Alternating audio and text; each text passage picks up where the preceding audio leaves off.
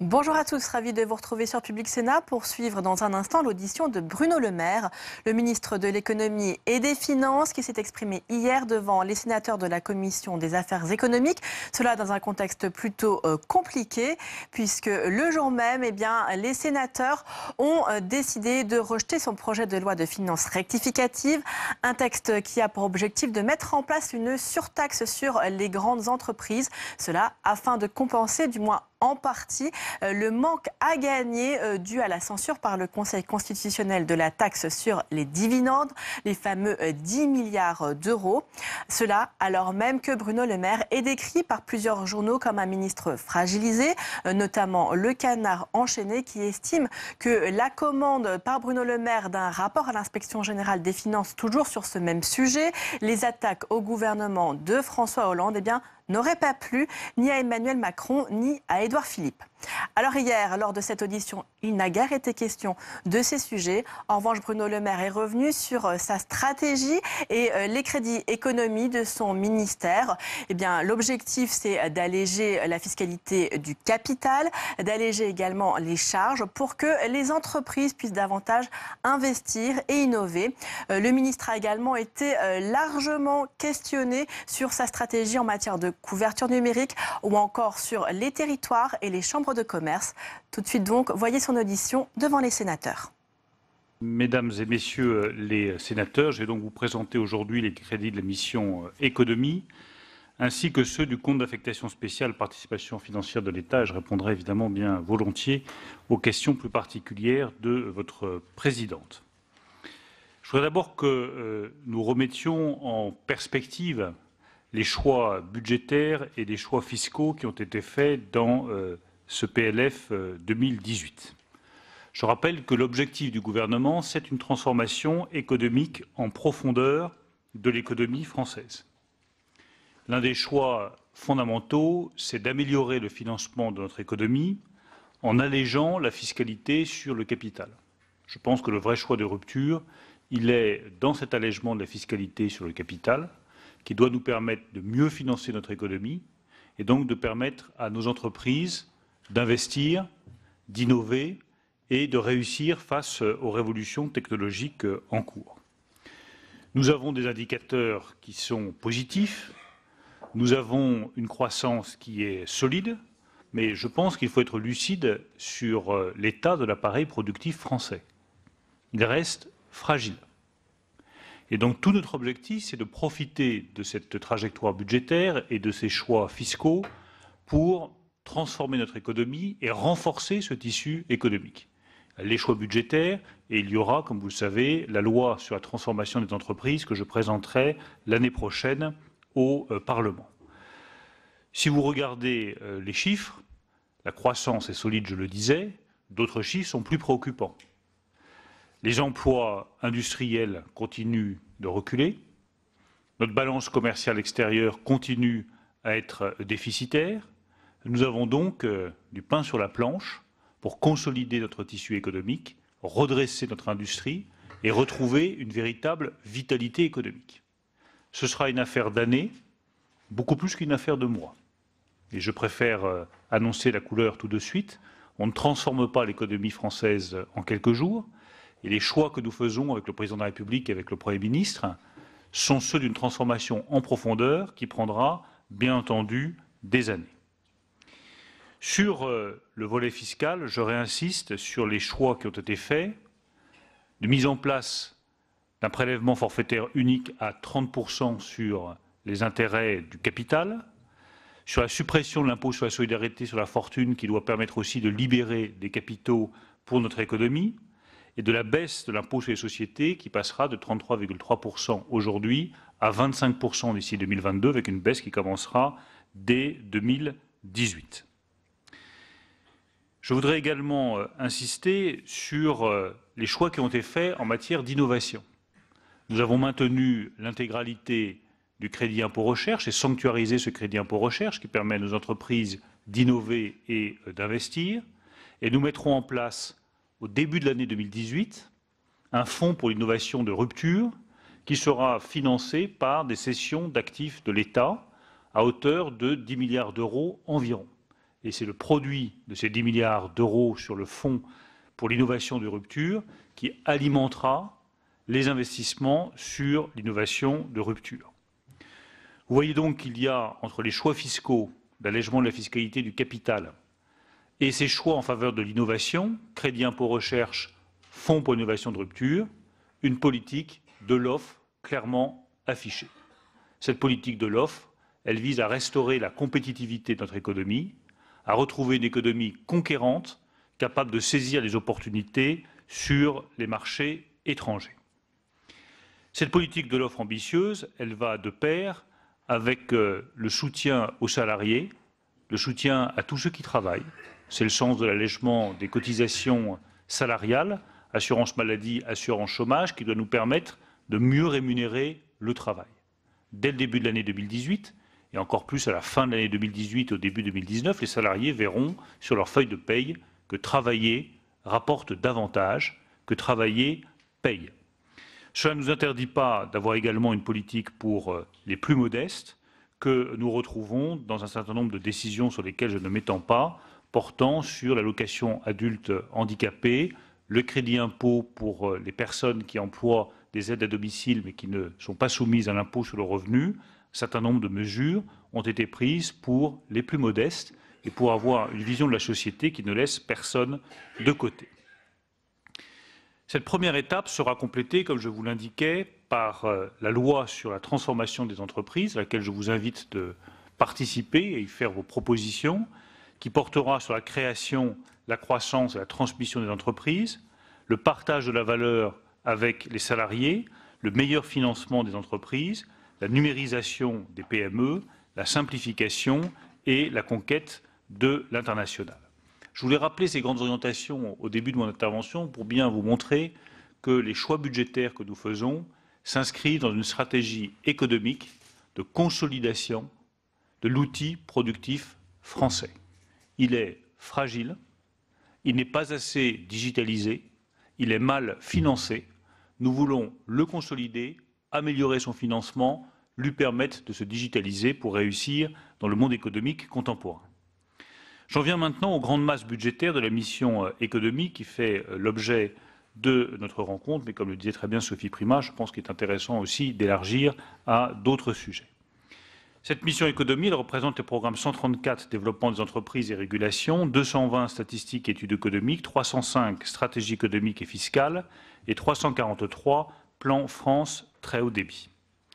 Avec un peu moins de 1,9 milliard de crédits de paiement et 2,1 milliards d'autorisations d'engagement, les moyens de cette mission sont stables par rapport à la LFI 2017, une très légère baisse de 0,3% comme l'indiquait Sophie Primas. La masse salariale représente un peu moins de 50% des crédits de cette mission qui regroupe 12 017 agents. Il s'agit principalement des effectifs de la Direction générale des entreprises, de la Direction générale de la concurrence, de la consommation et de la répression des fraudes, de l'INSEE, de la Direction générale du Trésor et de la Direction de la législation fiscale.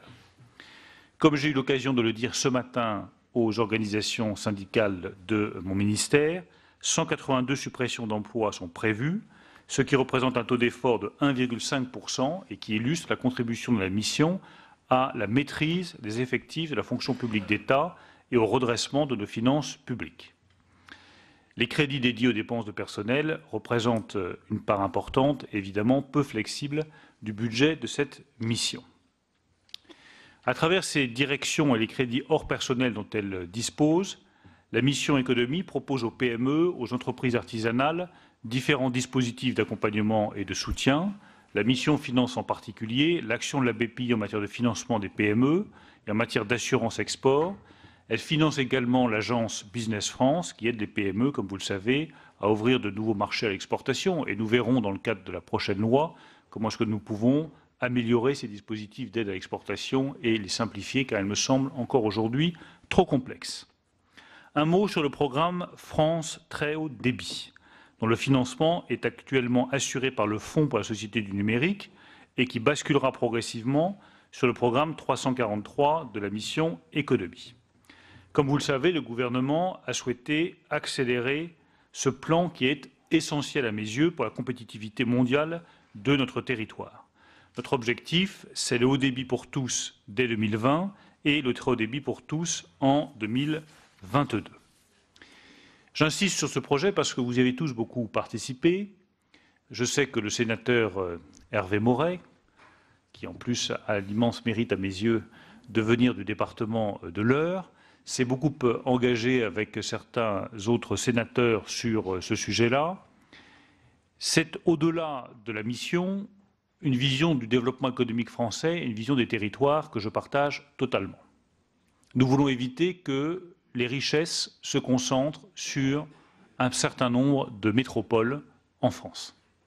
Et si nous ne prenons pas les moyens nécessaires, nous courons effectivement le risque de voir la création de richesses, la création d'emplois, les universités, les centres de formation, les centres de recherche, les laboratoires, se concentrer tous sur 2, 3, 4 grandes métropoles en France.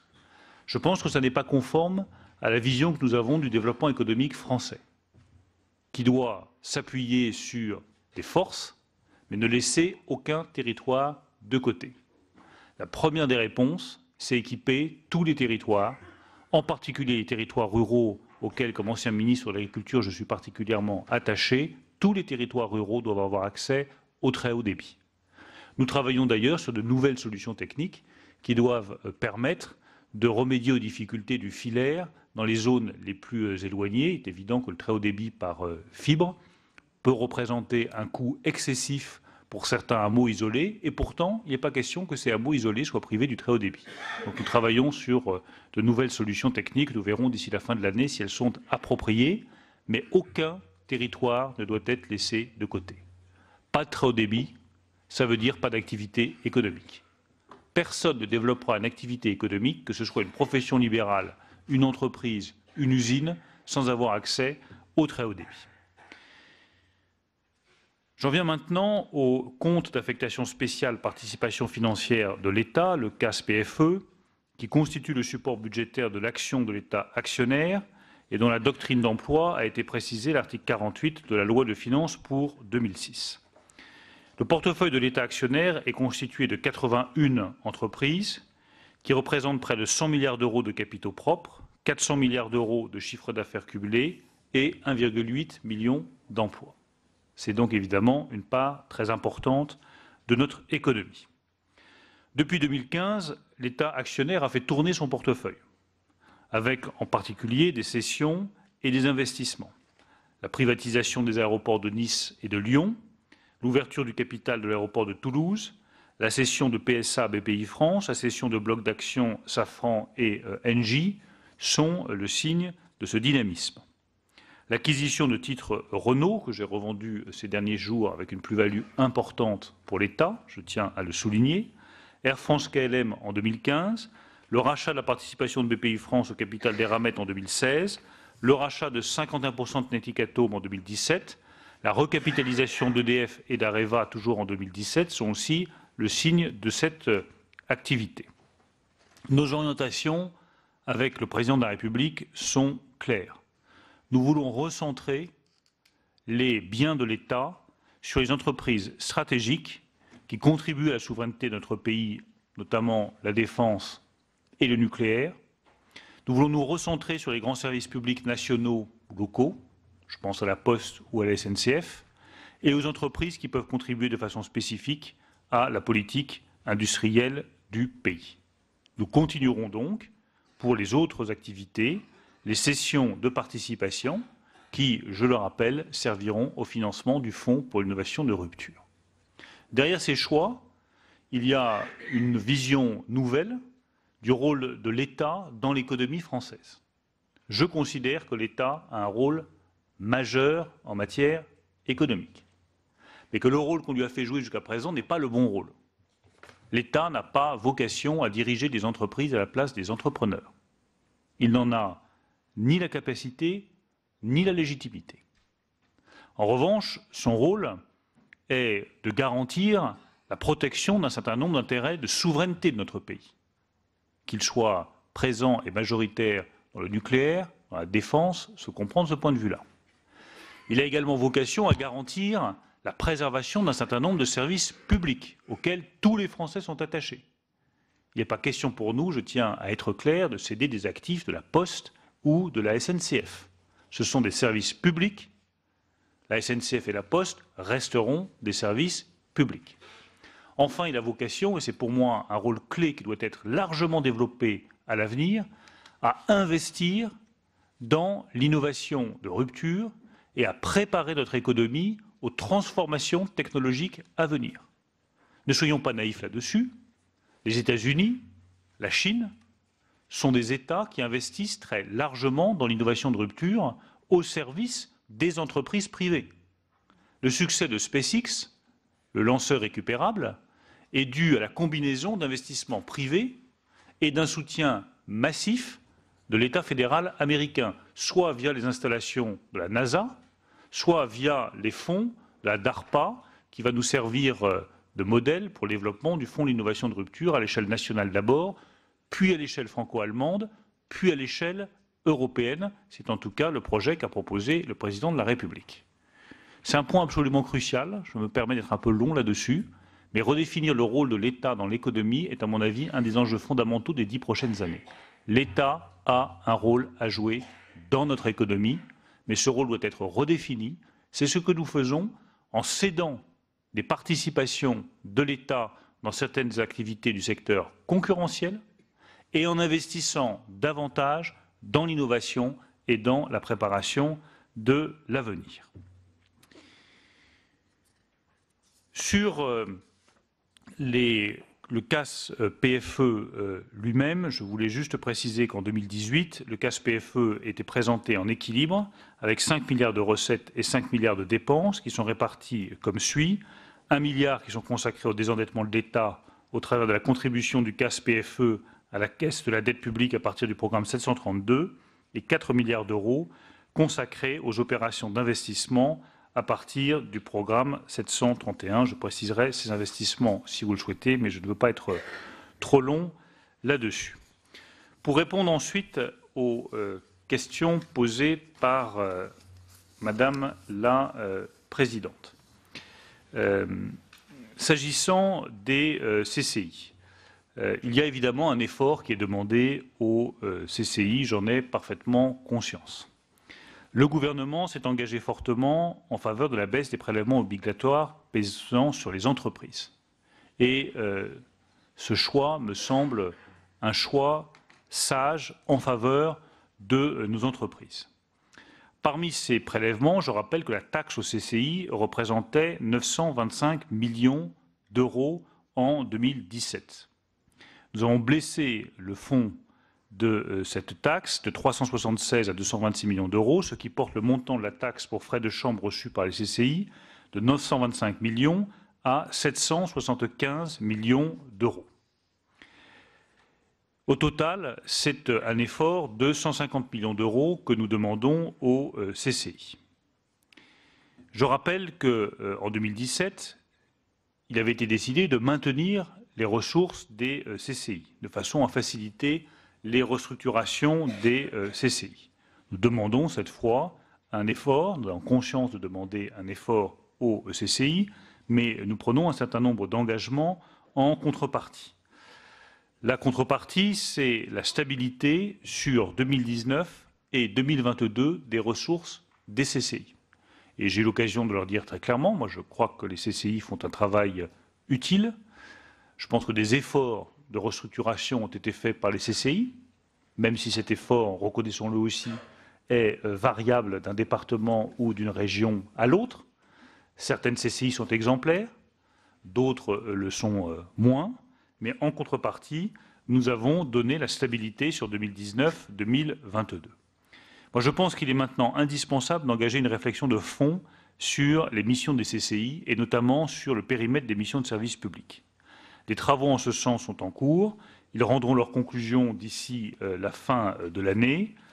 Je crois que tous ceux qui voudront participer à ces réflexions seront les bienvenus parce que l'enjeu est majeur. Mais vous voyez qu'au-delà de l'effort de 150 millions d'euros qui est demandé, il y a la stabilisation d'un autre côté, l'ouverture de la réflexion sur les missions des CCI de l'autre. Tout ça doit nous permettre de trouver un accord entre nous en bonne intelligence. Sur Alstom, qui est un point évidemment essentiel, et sur l'avenir des co-entreprises entre Alstom et General Electric. Le rachat d'Alstom par GE ne change pas la situation. Je rappelle qu'il a toujours été prévu que GE rachète ces 3 JV dans les accords conclus précédemment. Je rappelle également que les activités que vous avez mentionnées sont au cœur de la stratégie de GE. Je pense que vous avez chacun d'entre vous écouté attentivement quels ont été les propos du nouveau président de GE.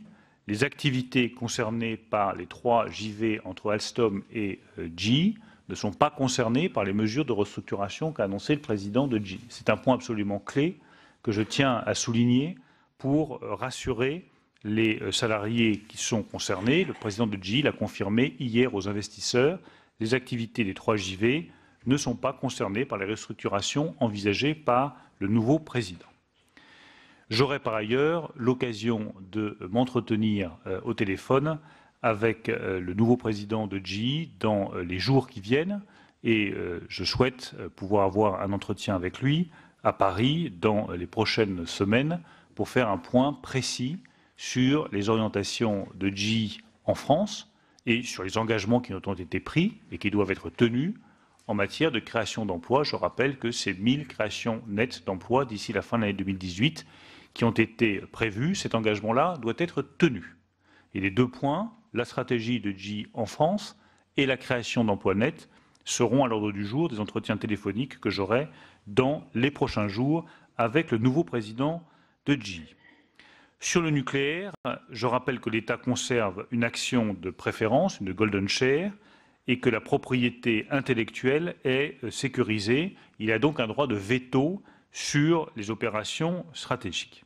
Il va de soi que sur le nucléaire, j'ai eu l'occasion de rencontrer les salariés de GE à Alstom, l'activité dépendra aussi des choix que nous ferons avec le ministre d'État, avec le Premier ministre et avec le président de la République en matière nucléaire. Ces choix définitifs seront faits d'ici quelques mois. Pour l'avenir de ces activités, le meilleur gage au-delà de 2018 et de la tenue des engagements de GE, c'est une perspective claire, aussi bien d'un point de vue fiscal que du point de vue de la politique énergétique et de la répartition des charges entre les énergies renouvelables et l'énergie nucléaire.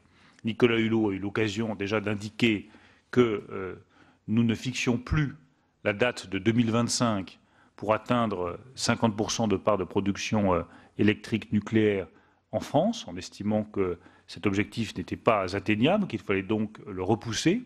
Je pense que c'est une sage décision, c'est la décision gouvernementale que, évidemment, je partage. Il faudra ensuite préciser les moyens d'accélérer le développement des énergies renouvelables en France, préciser un certain nombre d'autres points sur les choix nucléaires. Tout cela fait l'objet de discussions actuellement au sein du gouvernement et nous présenterons au niveau du Premier ministre et du Président de la République ces choix définitifs dans les semaines ou les mois à venir. Très bien, Monsieur le Ministre. Il restera une petite question, mais peut-être l'aborderez-vous à la fin sur le bâtiment, mais vous en parlerez certainement tout à l'heure. Merci beaucoup pour ces propos liminaires qui vont évidemment faire réagir nos collègues et j'en veux pour preuve la liste très longue des demandes de prise de parole. Donc je vais d'abord donner la parole à Elisabeth Lamure, rapporteure pour avis sur la mission économie, mais aussi présidente de la délégation aux entreprises. Et donc je suis sûre qu'elle aura de nombreuses questions. Merci Madame la Présidente. Monsieur le Ministre, j'aurais tout d'abord 2 questions qui portent sur le programme 134 de la mission. La première concerne l'activité de garantie de BPI France. L'inscription budgétaire qui finance en partie l'activité de garantie de BPI France affiche un doublement des crédits par rapport à 2017 pour atteindre 48 millions d'euros. C'est évidemment satisfaisant, mais il faut expliquer que la source essentielle de financement de BPI France provient en réalité du recyclage des dividendes issus de ses participations. C'est d'ailleurs une pratique qui a été dénoncée par la Cour des comptes puisque contraire aux principes budgétaires. Alors malgré tout, j'ai compris à travers les auditions que même si cette pratique perdurait, même si elle était maintenue, il y aurait en 2018 un manque de financement de l'activité de BPI France à hauteur de 30 millions d'euros.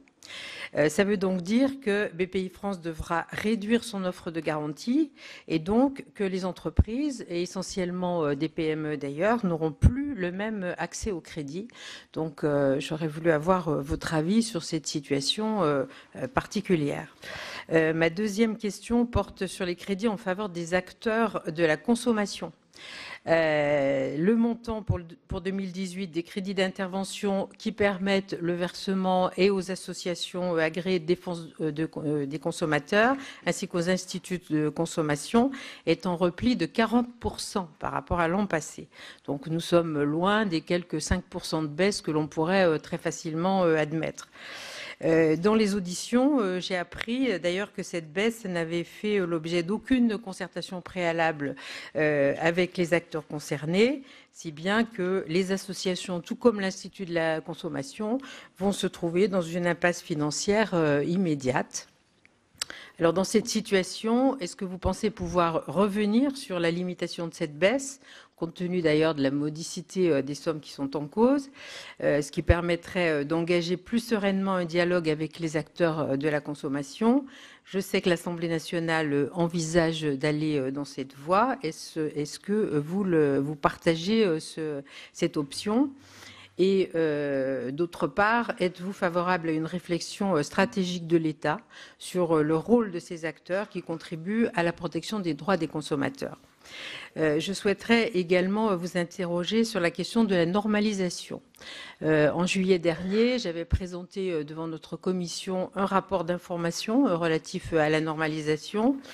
Je voulais adresser, en vous proposant de le faire examiner par vos services, de façon à savoir si vous étiez intéressé par la mise en œuvre des préconisations qui étaient formulées, qui paraissent tout à fait stratégiques dans la compétition internationale. Et parmi ces recommandations figure notamment celle de ne pas réduire encore la subvention accordée à l'AFNOR, et je constate que le programme 134 prévoit même une certaine augmentation de celle-ci. Donc je m'en réjouis, mais je voudrais attirer votre attention sur deux sujets. D'abord, la pertinence de mettre en place un véritable mécanisme de mandat afin que la puissance publique joue son rôle de stratège en orientant davantage les travaux de normalisation. Et ensuite, il me semble que ça a toute sa place dans la loi de finances, sur la nécessité de développer l'incitation fiscale des entreprises à participer à l'activité de normalisation, avec par exemple la proposition d'harmonisation du taux de crédit d'impôt applicable aux dépenses de normalisation avec celui applicable aux autres dépenses éligibles au CIR. Est-ce que le gouvernement entend agir sur ces points qui sont cruciaux pour la compétitivité des entreprises, de nos entreprises les plus innovantes? C'est l'essentiel de mes questions et je me permettrai enfin de vous demander, puisque vous nous avez incité à travailler en amont sur votre prochain projet de loi sur la transformation des entreprises, est-ce que vous avez à ce sujet un calendrier plus précis sur l'année 2018, ainsi également que sur le texte droit à l'erreur qui concerne également les entreprises? Et je vous remercie. Merci beaucoup, Elisabeth. La parole est à Martial Bourquin. Merci, Madame la Présidente. Monsieur le Ministre, j'ai bien entendu votre déclaration liminaire en disant que vous aviez fait des choix concernant la politique du gouvernement sur l'allègement de la fiscalité du capital et vous voulez pratiquer des allègements de charges aussi. J'ai vu que dans la presse, il y a quelques jours, je crois, vous prévoyez dans les futurs budgets pratiquer ces allègements de charges au-dessus des 2,5% du SMIC, enfin 2,5 fois le SMIC. C'est une mesure qui coûterait 5 milliards. J'aurais à vous dire, Monsieur le Ministre, que suite aux différentes auditions que nous avons faites, il y a une mesure qui est très appréciée, qui a été très appréciée des entreprises, unanimement et notamment des TPE, PME. C'est la mesure de suramortissement. Une très bonne mesure qui a permis directement à investir dans des machines-outils, qui a permis d'investir solidement et fortement. Et une proposition que nous pourrions vous faire, pourquoi ne pas la flécher industrie du futur, plus précisément, pour faire face au vrai retard que nous avons en matière de digitalisation. Là, j'ai un document de BPI France que vous devez avoir, Monsieur le Ministre. Les robots en activité, il y en a 200 000 en Allemagne, il y en a 40 000 en France. Nombre de machines pour 10 000 emplois, 127, 301 en Allemagne. Et les achats de robots, par an, écoutez bien, par an, 3 045, 20 000 chaque année en Allemagne. C'est-à-dire un retard qui ne se comble pas. Et cette mesure de suramortissement était très cotée par les entreprises, les PME, TPE. Pourquoi ne pas la remettre en place? Elle a été arrêtée en fin avril 2017. C'est une proposition que nous pourrions faire pour rester compétitifs. Ce qu'on nous dit, en gros, c'est que nous avons 5 ans pour combler le retard. Après, ça sera difficile. Deuxième question, Monsieur le Ministre, je trouve que vous avez été très optimiste sur General Electric. Moi, j'ai vu les échos d'aujourd'hui. Je suis extrêmement inquiet. Je ne suis pas le seul, parce que les syndicats m'ont téléphoné. Ils savent qu'il y aura une mission du Sénat sur l'accord Alstom-Siemens. D'abord, les syndicats vous ont demandé à vous rencontrer. Je voudrais savoir si vous allez les recevoir. Et pourquoi ne pas avoir, alors j'ai bien compris votre stratégie, ne pas avoir racheté les actions Bouygues qui vous donnaient non seulement la possibilité de regarder chez Alstom Ferroviaire, mais aussi chez Alstom Énergie. Et donc c'est une question, est-ce que vous ne pensez pas qu'il faudrait, concernant l'État stratège, avoir une réflexion peut-être plus élargie que celle que vous avez proposée? Dernière chose, je suis très rapide, concernant la flat tax et la réforme de l'impôt, l'ISF. Vous avez dit tout à l'heure, c'est un choix politique. On a décidé de le faire avec le président parce que nous pensons que ça sera de l'investissement. Outre les questions morales qui sont posées, je pense qu'il y aura des beaux cadeaux sous le sapin de Noël pour certaines personnes, des très beaux cadeaux, puis les retraités vont payer très cher.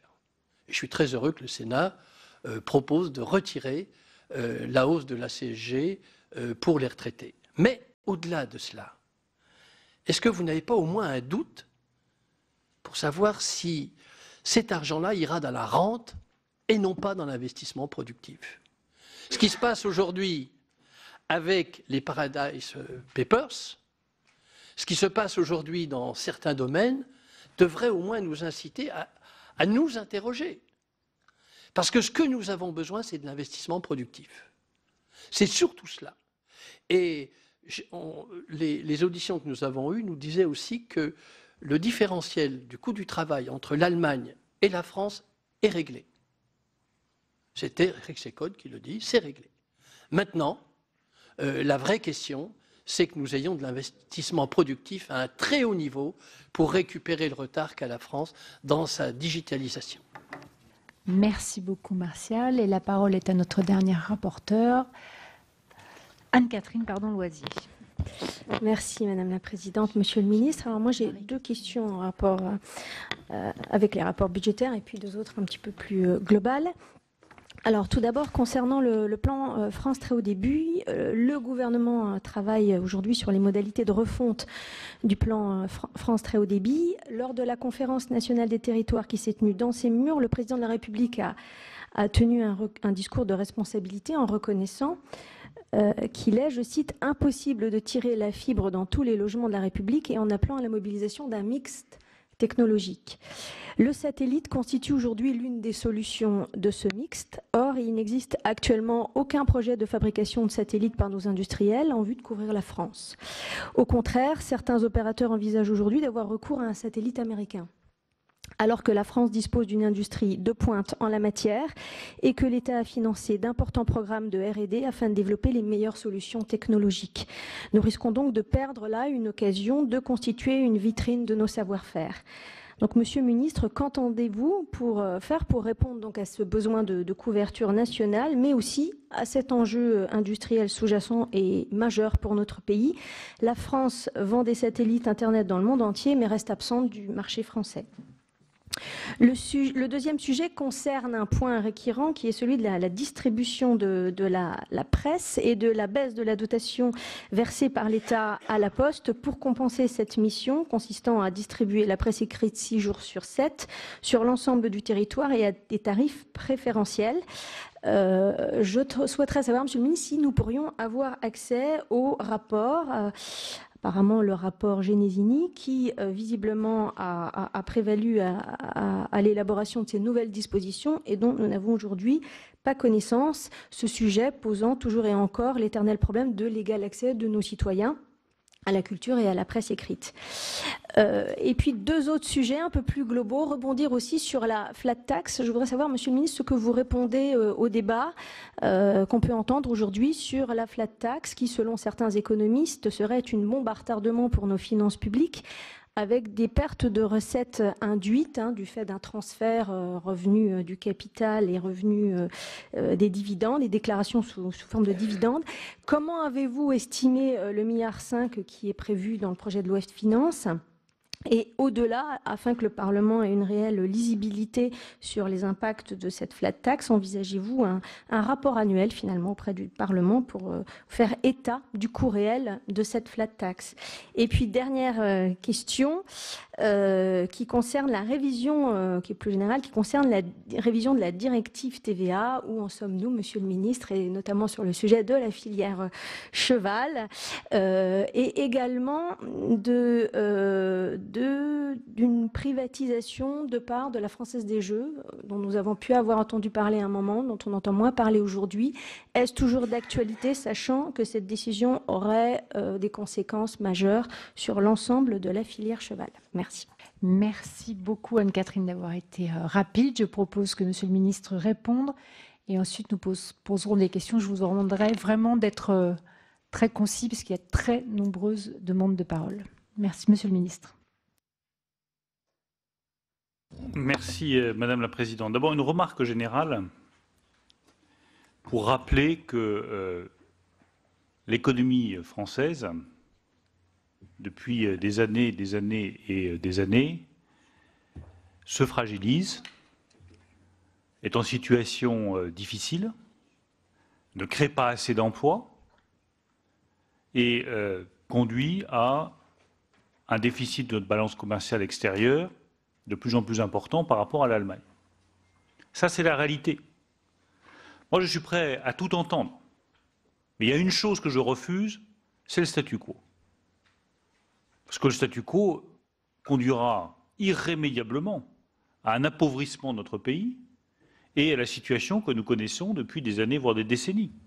Toujours moins d'emplois créés dans le secteur marchand, un chômage de masse, les entreprises qui se financent mal, un retard en termes d'innovation et de digitalisation de nos PME, parce qu'on met toujours en avant des succès, on a raison, il y a des magnifiques succès français, il y a beaucoup de start-up qui se créent, mais il y a aussi un tissu industriel et un tissu économique fragilisé.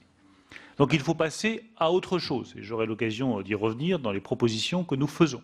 Le statu quo, pour le modèle économique français, n'est tout simplement pas envisageable. Et avec le Président de la République, avec le Premier ministre, nous sommes décidés à accomplir cette transformation en profondeur de notre économie.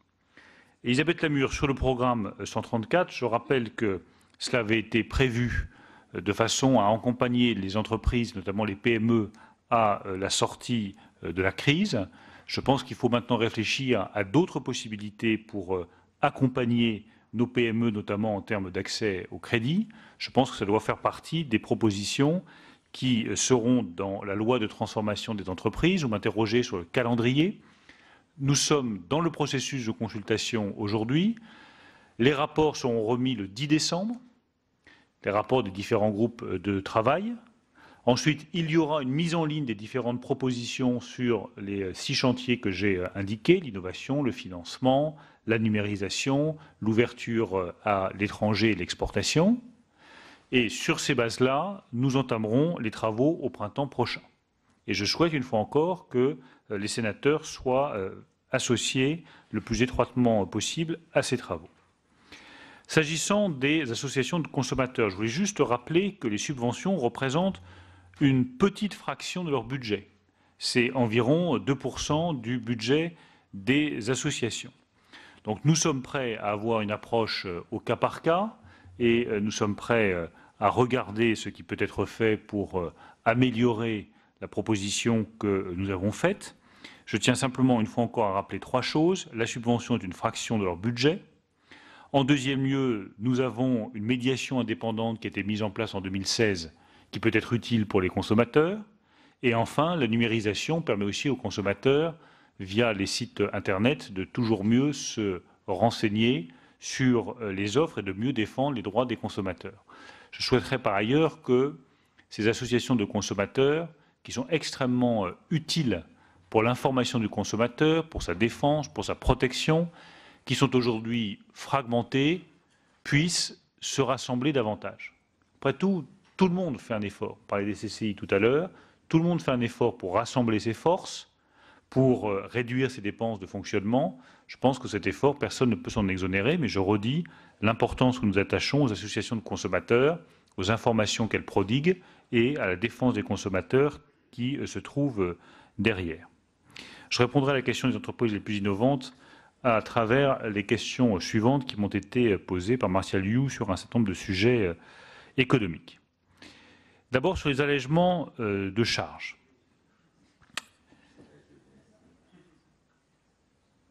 Moi, je ne suis pas d'accord avec l'idée que nous avons réglé le problème de différentiel de coût du travail entre la France et l'Allemagne. C'est ce que dit Rexecode pour une partie du coût du travail. Mais nous avons fait un choix en France qui est d'alléger le coût du travail sur les bas salaires pour répondre aux défis de l'emploi.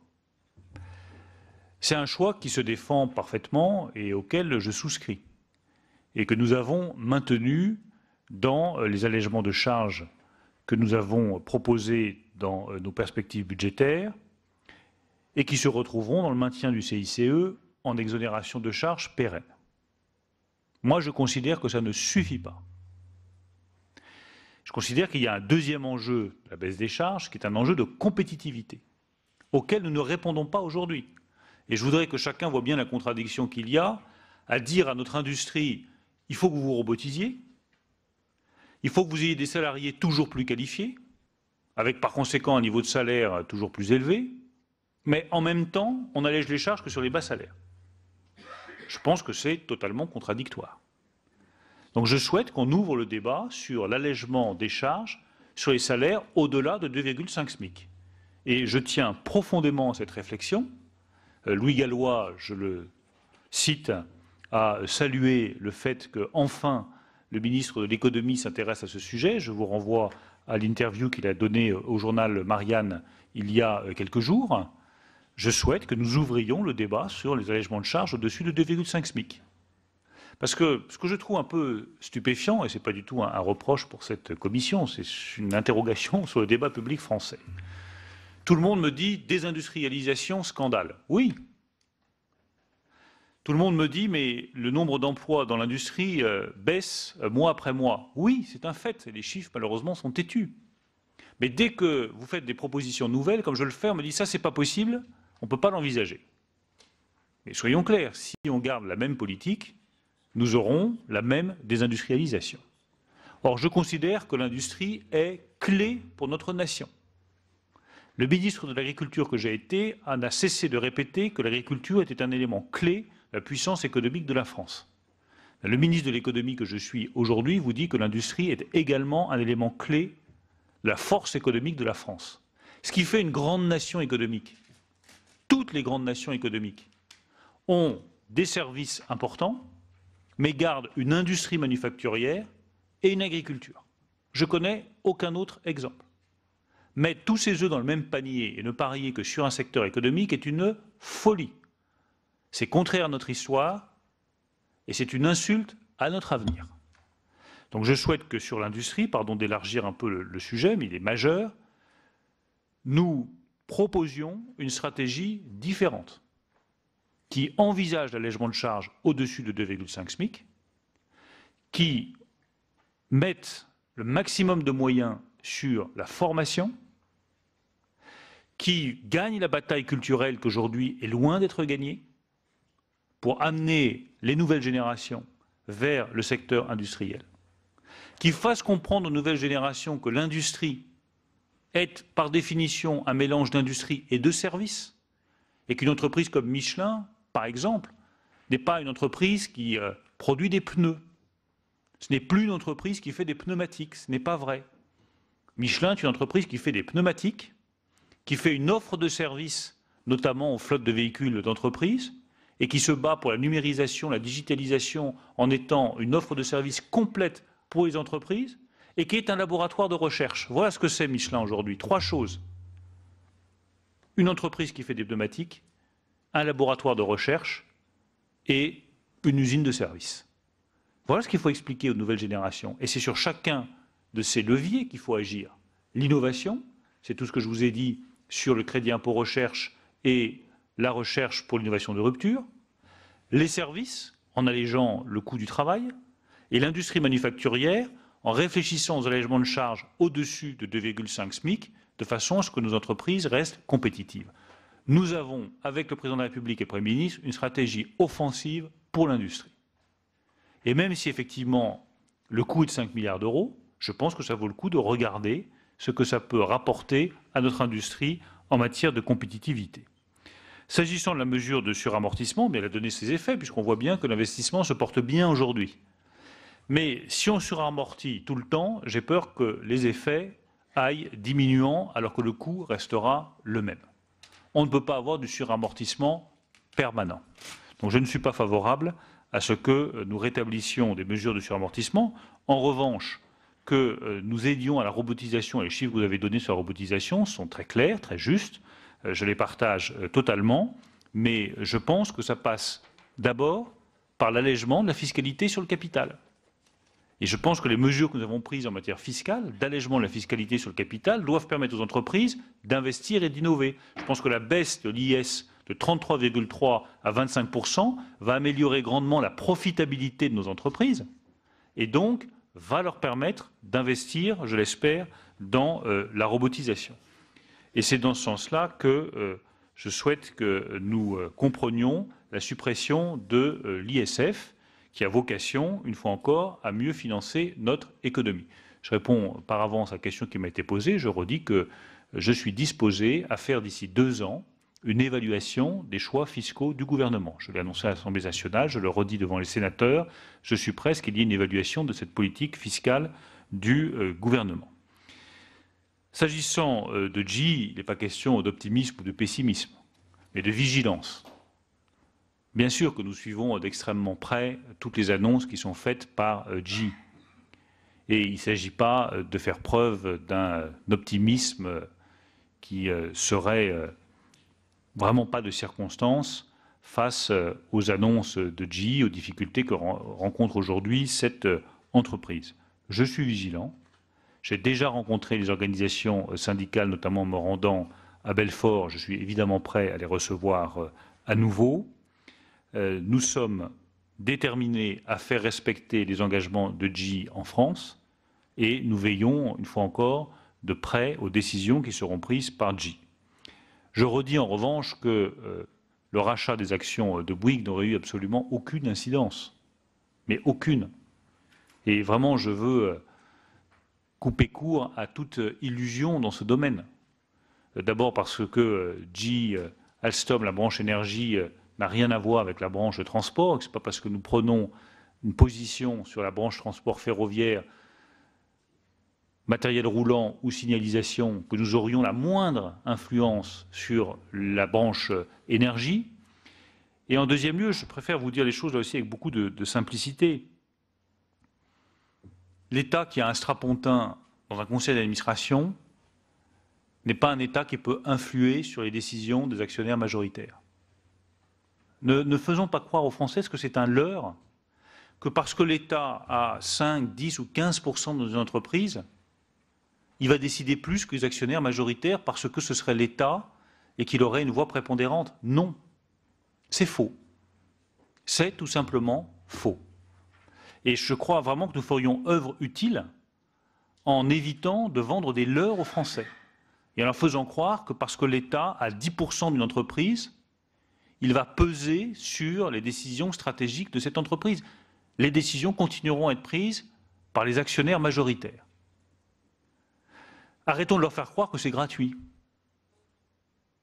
C'est 1 milliard d'euros de prendre la participation que vous proposez dans Alstom. Moi, je pose juste la question. Comment est-ce que l'État est le plus influent? Est-ce que c'est en achetant 1 milliard d'euros un strapontin dans le conseil d'administration de la future entité Alstom-Siemens? Est-ce que c'est comme ça qu'il est le plus influent?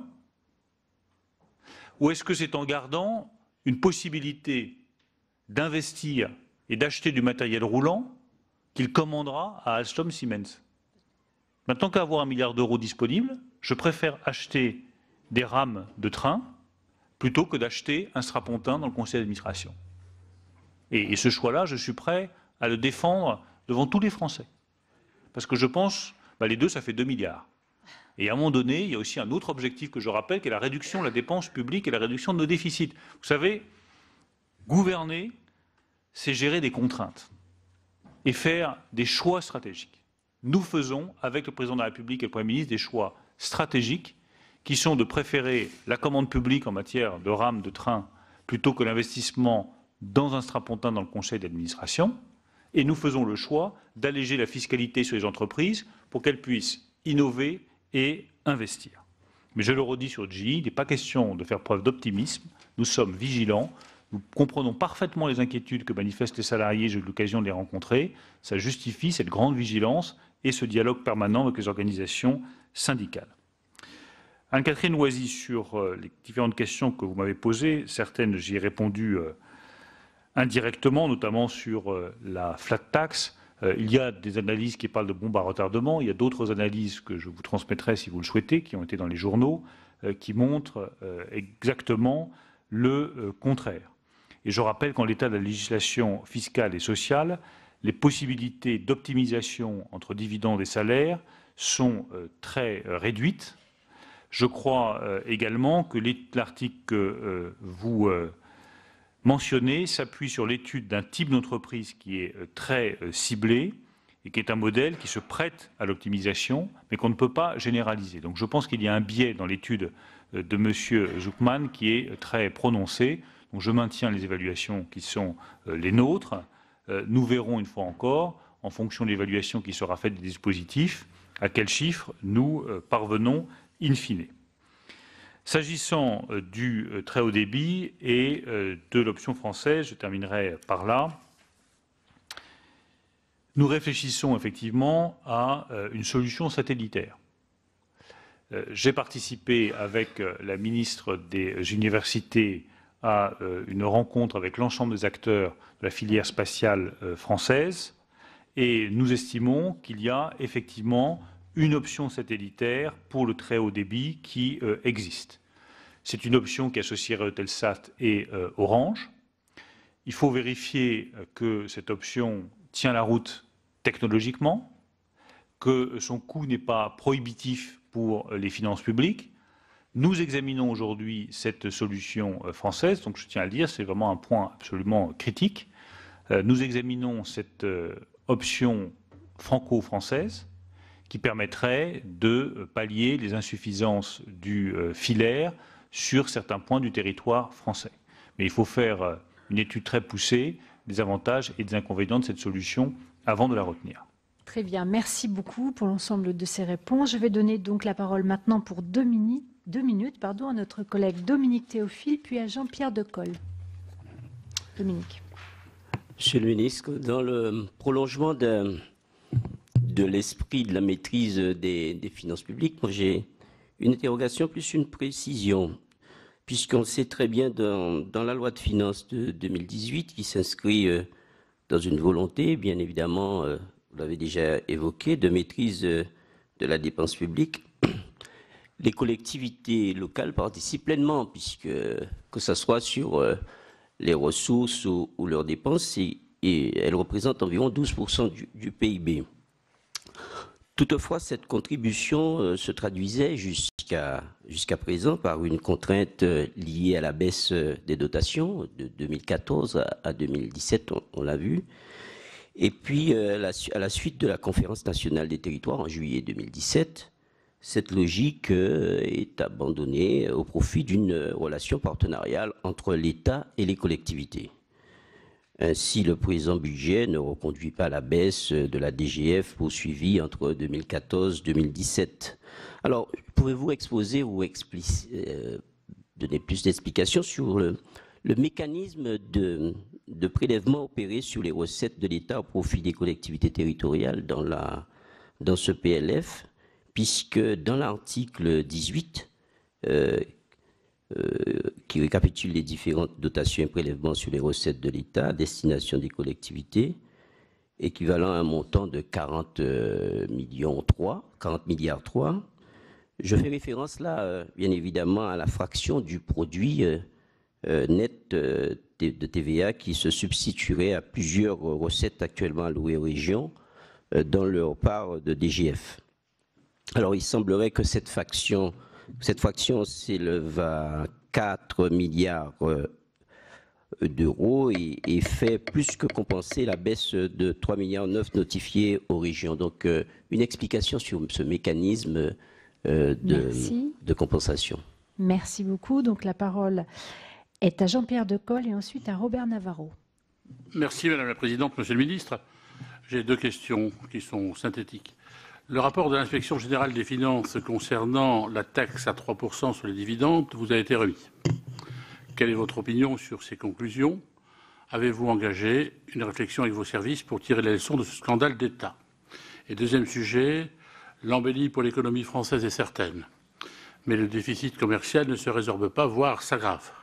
Comment comptez-vous soutenir les secteurs exportateurs français alors que la réduction des moyens des CCI dans le projet de loi de finances 2018 envoie un mauvais signal? Merci de vos réponses. Merci, chers collègues, pour vos concisions. La parole est donc à Robert Navarro et ensuite à Daniel Laurent. Merci, Madame la Présidente. Monsieur le Ministre, je tiens tout d'abord, moi, à saluer ce budget qui respecte en fait les engagements européens de la France et va permettre, en restaurant notre crédibilité auprès de nos partenaires, de relancer la zone euro. Du moins, j'en suis convaincu. J'ai deux questions néanmoins. Premièrement, votre gouvernement est ouvert à l'économie collaborative. Il est volontariste en matière de simplification administrative. Pourquoi ne pas prévoir un prélèvement à la source directement par les plateformes en matière d'économie collaborative? Louer son logement ou sa voiture est quelque chose de très facile. Mais déclarer ses micro-activités et ses bénéfices reste encore trop complexe. Ce qui fait aussi perdre, de mon point de vue, beaucoup d'argent à l'État. Pourquoi ne pas s'inspirer de ce qui se fait pour la taxe de séjour, qui est très simple, qui est facile et qui rapporte beaucoup? Deuxième question, après les paradis papers, se pose encore davantage la question de l'optimisation fiscale. Pourquoi ne pas soutenir davantage le projet d'assiette commune pour l'impôt sur les sociétés au niveau européen, plutôt qu'un très hypothétique impôt basé sur le chiffre d'affaires des Google, Apple, Facebook ou Amazon? Merci beaucoup. Merci, chers collègues. Donc, la parole est à Daniel Laurent, puis à Jean-Pierre Moga. Oui, Monsieur le Ministre, j'avais deux questions importantes qui concernent les territoires et le milieu rural dont vous parliez tout à l'heure et que vous aimez beaucoup, puisque vous dites que vous l'avez parcouru longtemps. La première, ça concernait la baisse des dotations aux chambres de commerce.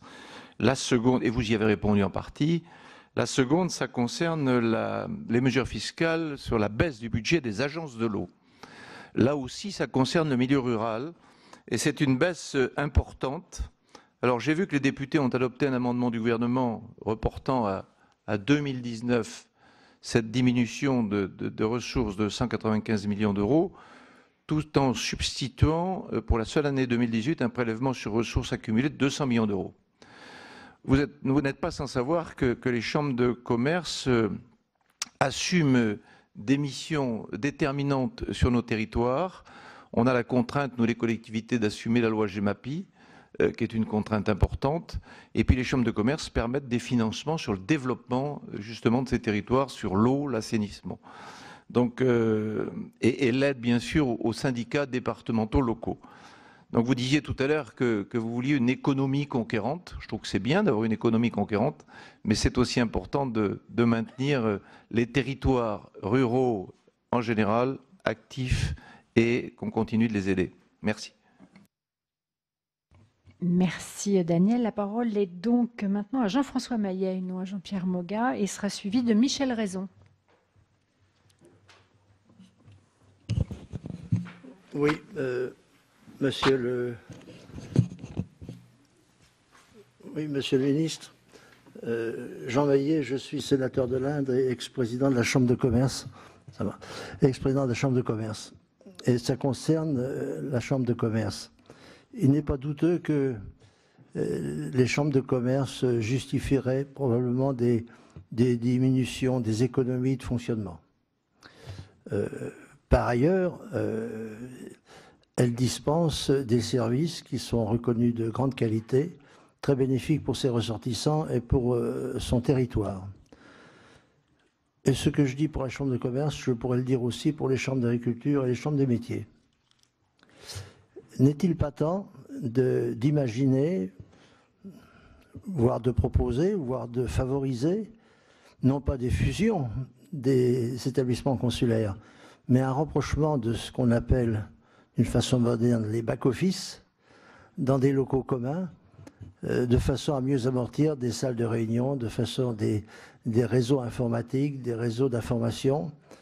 Et je pense qu'il y aurait beaucoup d'économies à faire dans ce sens-là. Je dois vous dire que de mon temps, j'ai essayé de le faire, mais ça n'a pas fonctionné. Il faudrait que ça vienne de plus haut. Je vous remercie. Merci, chers collègues. La parole est à Michel Raison, puis à Daniel Gremillet. Merci, Madame la Présidente. Monsieur le Ministre, une question aussi concernant les chambres consulaires. Vous avez parlé du lancement d'une réflexion sur les missions, sur un certain nombre de modifications, les chambres de commerce plus particulièrement. Que pensez-vous, puisque derrière ça, je pense qu'on suppose, d'un rapprochement plus étroit entre les chambres de commerce et les chambres de métier?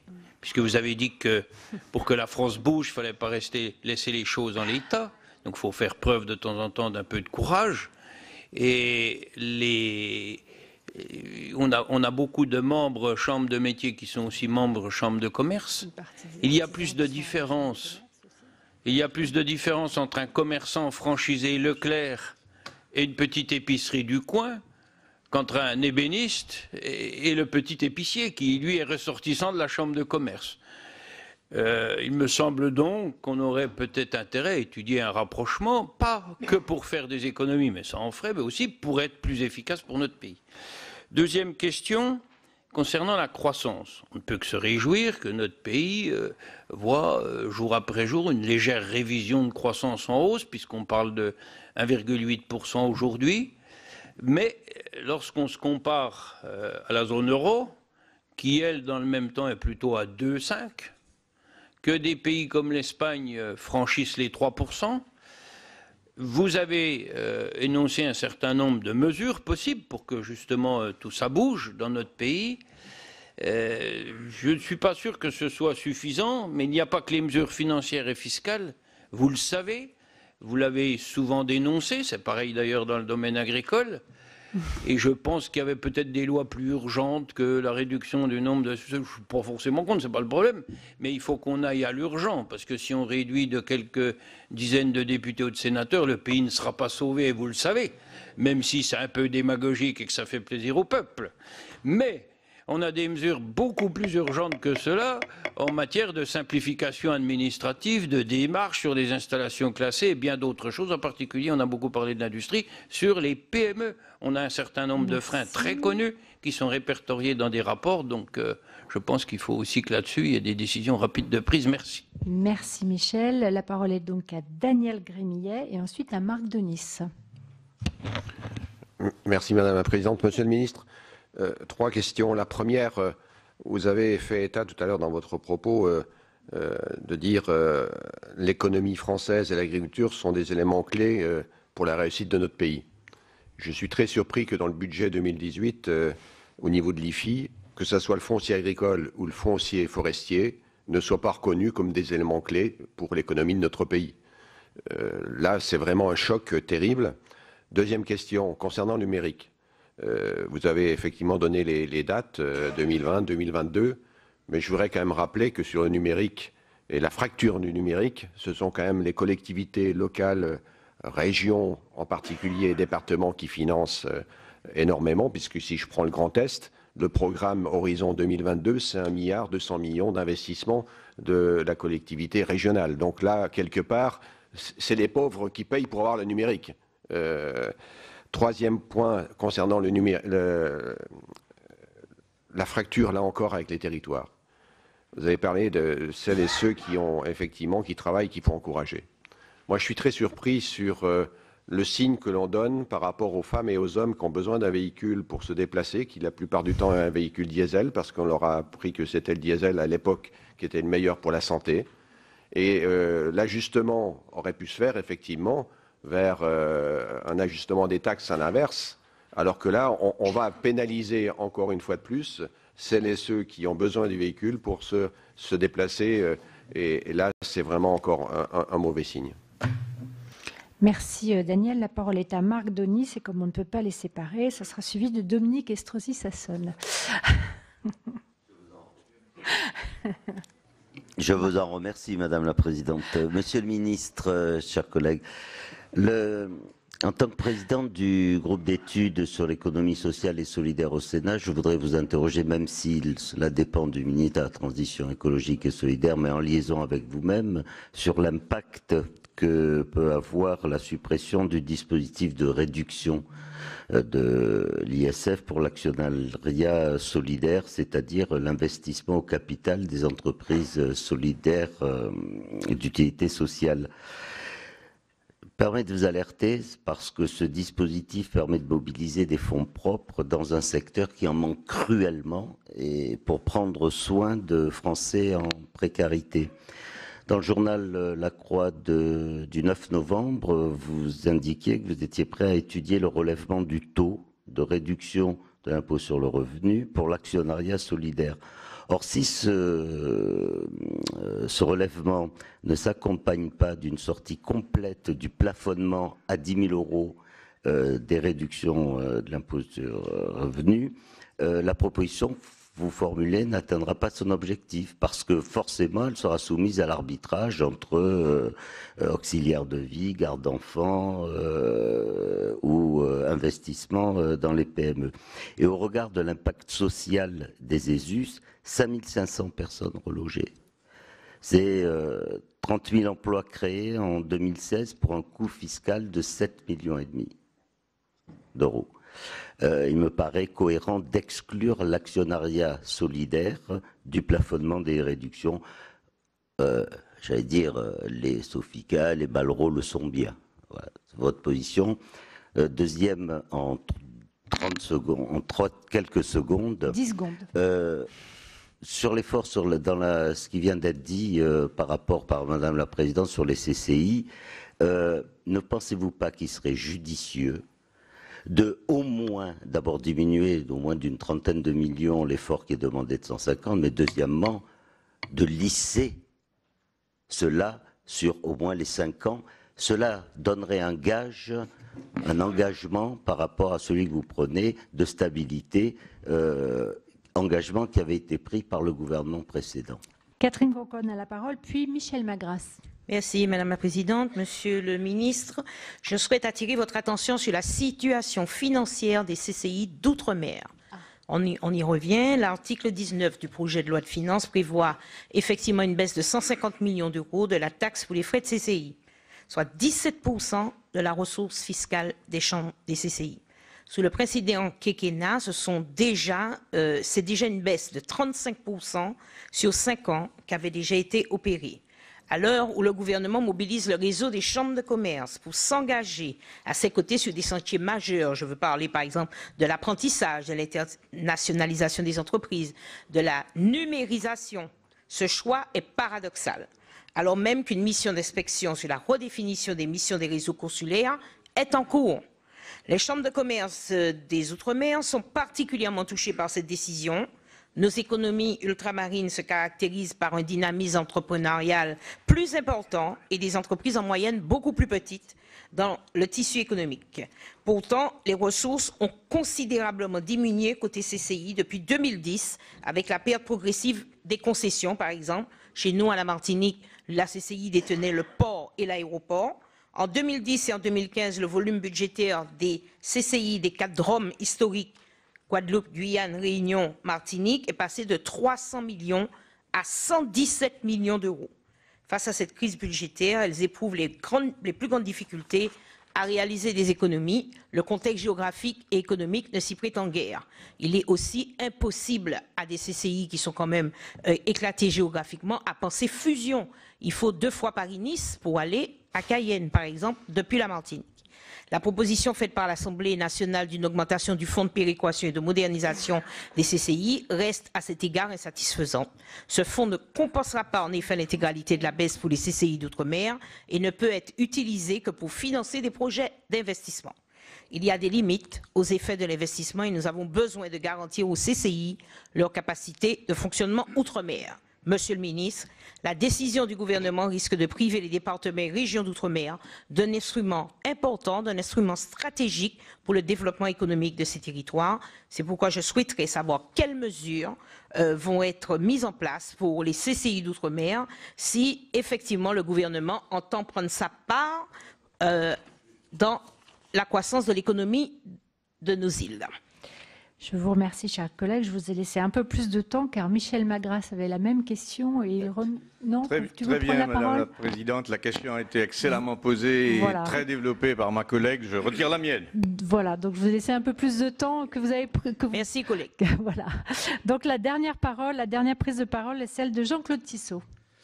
Merci, Madame la Présidente. Monsieur le Ministre, chers collègues, je vais être très bref. Quand on parle d'aménagement du territoire et quand on parle de territoires ruraux, il est devenu à la mode de parler de THD, développement de THD. Mais je voudrais attirer simplement votre attention que le THD, il ne faut pas que ce soit que le jouet dans la vitrine. Vous comprenez que si on a le THD et qu'on n'a plus de gare, qu'on n'a plus d'hôpitaux de proximité, qu'on n'a plus de services, tous les trésors publics chez nous ferment les uns après les autres. Voilà, c'est que quelques exemples. Aujourd'hui, ce sont les tribunaux qui sont dans le collimateur. Voilà, donc c'est pour ça que ne nous réfugions pas derrière le développement du THD. Bien évidemment, je suis très favorable au développement du THD, entre autres au FTTH, de façon à ce que tout le monde ait le THD, le haut débit à la maison. Mais on se heurte quelquefois pour le développement du numérique à la technique. Et aujourd'hui, on entend parler de plus en plus de satellites. Mais il y aurait un système très simple. On développe la fibre, on déploie la fibre jusqu'à un certain point de mutualisation, et après, on se déploie sur le réseau cuivre existant, propriété de l'opérateur historique. Et ça, véritablement, c'est aussi un vrai développement économique parce que, eh bien évidemment, ça apporte un nombre d'heures de travail pour les entreprises de TP. Et c'est vrai que ça pourrait être une solution rapide pour que le THD soit développé le plus vite possible sur nos territoires. Merci, chers collègues. Bien, Monsieur le Ministre, vous avez une lourde tâche de répondre à toutes ces questions. Je vous laisse la parole.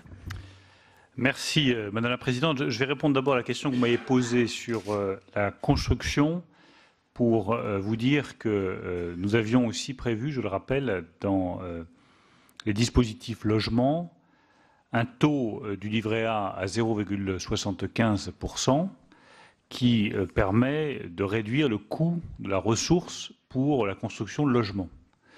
Quand nous regardons aujourd'hui les mises en chantier, elles sont dynamiques.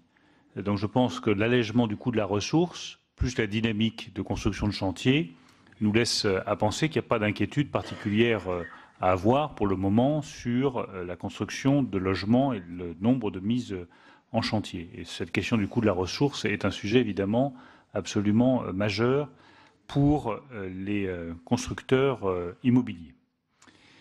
Dominique Théophile, je laisserai à mon excellent collègue Gérald Darmanin le soin de répondre à vos questions, qui ne sont pas de ma compétence, mais je les ai notées et elles vous seront On transmettra les réponses via le cabinet de Gérald Darmanin dans les jours qui viennent. Je demande à ma collaboratrice de le faire. Jean-Pierre Decool, vous m'interrogez sur le rapport de l'IGF. D'abord, ce rapport est à votre disposition et je vous en recommande la lecture, parce qu'il est très instructif sur la manière dont cette taxe sur les dividendes à 3%, qui a ensuite été annulée par la Cour de justice puis par le Conseil constitutionnel, nous a amené à chercher une recette de 10 milliards d'euros dans des délais extraordinairement brefs. J'ai voulu que toute la lumière soit faite sur cette affaire. Et je pense que le rapport fait toute la lumière, comme nos compatriotes peuvent légitimement nous le demander. Ce que montre ce rapport, c'est une chronologie qui, entre 2012 et 2015, ne pose pas de difficultés particulières. Quand la taxe a été adoptée à l'Assemblée nationale, il y a eu des interrogations sur la conformité de cette nouvelle taxe avec la directive européenne sur la taxation mère-fille. Cette directive comporte deux articles importants, l'article 4 et l'article 5. L'article 5 porte sur la question de la retenue à la source. L'article 4 porte sur le risque de rupture d'égalité de traitement entre les sociétés suivant qu'elles sont basées en France ou dans un État membre ou dans un État non membre. Il se trouve que les interrogations qui ont été levées à ce moment-là, en 2012, soit par les entreprises, soit par les députés, ne portaient que sur l'article 5, sur la question de la retenue à la source. Or, la difficulté portait sur l'article 4, la rupture d'égalité. En 2015, en revanche, nous avons une multiplication d'alertes sérieuses qui auraient dû, à mon sens, amener à des décisions politiques. La première alerte, c'est la mise en demeure de la Commission européenne. Une mise en demeure, ça n'est pas rien. En février 2015, la Commission européenne met en demeure le gouvernement français en indiquant que cette taxe pourrait être contraire à la directive européenne. Il y a ensuite une note de la direction de la législation fiscale qui tire également la sonnette d'alarme, qui indique que cette taxe pourrait être contraire aux directives européennes, donc être annulée et avoir un impact très important sur les finances publiques françaises. C'est écrit noir sur blanc. Puis nous avons, sur la base de ces deux faits, qui sont des faits que je me contente de citer, sans aucun esprit polémique, sur la base de ces deux faits, nous avons, à la fin de l'année 2015, une explosion des contentieux. Jusque-là, les entreprises ne réclamaient pas le remboursement de cette taxe et n'entraient pas en contentieux avec l'État français. Mais à partir de la fin de l'année 2015, sur la base et de cette mise en demeure et d'autres indications, il y a une multiplication, plus de 600 contentieux d'entreprises qui disent « Attendez, nous, on va vous réclamer le remboursement de cette taxe ». Je pense que tous ces éléments auraient pu conduire à des décisions politiques différentes. La suite, vous la connaissez, c'est l'annulation par la Cour de justice, partielle, puis l'annulation totale à effet immédiat par le Conseil constitutionnel le 6 octobre dernier. Et au bout du compte, 10 milliards d'euros à rembourser pour l'État français. Moi, ce qui compte le plus pour moi, ce n'est pas le passé, vous ferez une idée à partir de ce rapport, c'est l'avenir. Il y a eu des failles importantes dans le dispositif institutionnel et administratif français. Il y a eu des failles dans les choix politiques. Et ces failles, quand elles coûtent 10 milliards d'euros, je pense qu'il est responsable et sage de les combler. C'est ce que je vous propose, puisque j'ai fait 3 séries de propositions pour améliorer la décision sur la loi fiscale en France, pour la sécuriser et pour la stabiliser. Parce que ce sont nos deux objectifs. Avoir une loi fiscale qui soit sécurisée, pour que les contribuables ne se retrouvent pas exposés à ce que nous connaissons aujourd'hui, et stable, parce que la stabilité est encore la meilleure des sécurités. Plus de transparence, plus d'informations du Parlement, un meilleur suivi du contentieux fiscal avec l'Union européenne. Voilà les propositions que je vous fais et sur lesquelles je souhaite que nous travaillions ensemble. Nous ne pouvons pas laisser en l'état l'élaboration de la loi fiscale en France. Ou alors c'est que nous ne serions pas capables de tirer les leçons de ce qui vient de se passer. Et quand il y a 10 milliards d'euros à récupérer dans des délais aussi rapides, je pense que ça doit tous, collectivement, nous amener à modifier la manière dont nous élaborons la loi fiscale en France. S'agissant du déficit commercial, vous m'interrogez aussi dessus. Notre objectif est passé de 125 000 à 200 000 entreprises exportatrices en France. Et je pense que la meilleure réponse au déficit commercial actuel en France, c'est l'amélioration des produits français qui doivent être plus innovants, de meilleure qualité, plus compétitifs. Il faut également améliorer le système de soutien à l'exportation. C'est notamment Business France et les autres dispositifs qui existent. Et là-dessus, nous allons évidemment travailler dans les semaines qui viennent dans le cadre de la loi que je vous ai présentée. Robert Navarro, vous m'interrogez sur le prélèvement à la source pour l'économie collaborative. Je suis prêt, moi, à regarder cette proposition-là. Il faut que nous la creusions techniquement. Vous m'interrogez également sur l'optimisation fiscale et sur la question de l'assiette consolidée de l'impôt sur les sociétés. Alors, je ne voudrais pas qu'on confonde deux sujets. Il y a la question de l'optimisation fiscale et des Paradise Papers. J'ai déjà indiqué que nous étions prêts à avoir une liste européenne plus conséquente que celle de l'OCDE et que nous travaillons à des dispositifs de sanctions. Tout État qui n'aurait pas fourni les informations nécessaires serait inscrit sur cette liste et n'aurait plus accès ni aux dispositifs de soutien européens, ni au financement du FMI ou de la Banque mondiale. Donc nous travaillons sur des dispositifs très concrets pour renforcer tout le travail qui a déjà été fait par les précédents présidents de la République. Emmanuel Macron est totalement déterminé à progresser sur ce sujet et cela s'inscrit dans les travaux qui ont été faits par Nicolas Sarkozy et François Hollande précédemment, qui s'étaient eux aussi également beaucoup engagés sur la lutte contre l'optimisation fiscale et contre l'évasion fiscale en Europe et dans le reste du monde. Il y a un autre sujet un peu différent qui est celui de la taxation des géants du numérique, totalement différent, même si on emploie les termes corrects. Moi, je vous redis ma détermination à aboutir sur la taxation des géants du numérique, pour une raison de justice et pour une raison d'efficacité.